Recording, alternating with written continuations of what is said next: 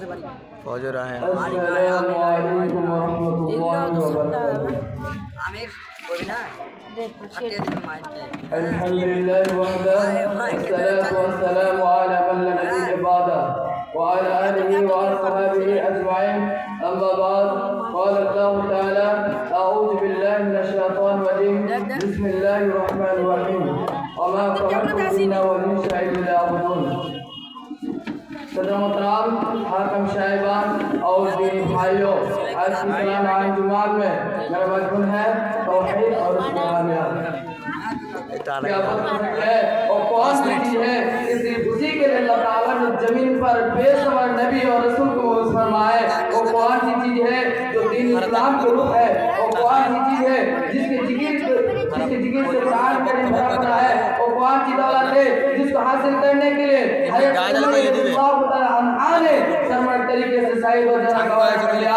اور اللہ سے آتے ہوئے وہ کون سی چیز تھی جس کے لیے صحابہ کرام نے اس کا تکلیف اٹھایا ہے؟ جہاں میرے بھائیوں وہ چیز ہے توحید و دولت. توحید کی دولت ہے. دنیا میں جتنے نبی اور رسول آئے سب کی بعثت صرف ایک ہی مقصد تھا کہ اللہ کے بندے صرف اسی ایک اللہ کی مدد کرے، اس کی عبادت میں کسی کو شریک نہ کرے. میرے بھائیوں توحید کا مطلب ہوتا ہے ایک کرنا، اور شریعت میں توحید کا معنی ایک ہے اللہ کی ذات کو عبادت میں، ربوبیت میں اور اس کے تمام اسماء و صفات میں ایک کی مانا جائے. اگر اس کے علاوہ کسی کی عبادت کیا جائے تو یہ بھی توحید کے خلاف، اسی کے علاوہ کسی کی عبادت کیا جائے تو یہ بھی توحید کے خلاف. اور اس کے صفات اور اس کے ناموں کو اسی معنی میں جس میں اللہ کے لیے استعمال ہوتے ہیں کسی اور کے لیے استعمال کیا جائے تو یہ بھی توحید کے خلاف ہے. میرے بھائیوں مسلمان کی طریقہ ہے جب تک ان کی سینوں میں توحید کی دولت تھی یہ زمانے میں سرفراز تھے، صاحب علم تھے، لیکن جب توحید کو چھوڑ کر مسلمان شرک کی غلطیوں میں مبتلا ہو گئے اسی دن سے مسلمان کی جاؤ کی کہانی شروع ہو گئی.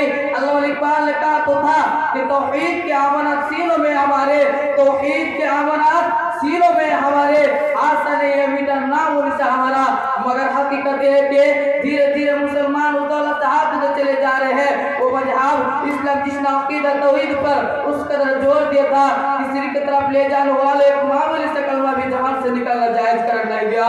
اسی مذہب کے ماننے والوں آج جگہ جگہ اپنے توحید کو مٹا کر شرک کو بدعات کی آمد گڈھے میں دھانستے چلے جا رہے ہیں. محترم حاضرین، اللہ تعالیٰ نے انسان کو پیدا اس لیے کیا تھا کہ انسان صرف اور صرف اسی کی عبادت کرے.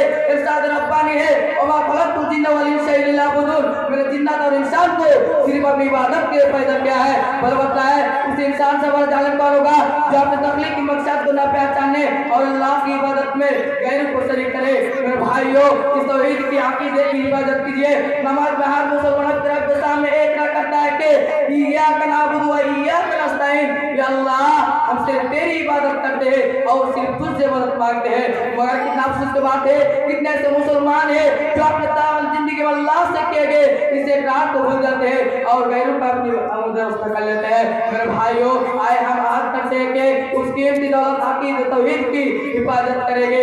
اللہ نے ہمارے پیشنی کو معزز بنایا ہے، ہم ایسے صرف اسی کے آگے جھکائیں گے، کسی غیر کو آگے جھکا کر اس کو جلیل نہیں کریں گے. شاعر مشرق کے اس شعر کے ساتھ میں آپ کی بات ختم کرتا ہوں. توحید تو ایک ہے خدا حسن میں کہہ دے، توحید تو ایک ہے خدا حسن میں کہہ دے، اے بندہ تو عالم سے خفا میرے لیے ہے. وہ آپ سے الحمدللہ رب العالمین. السلام علیکم.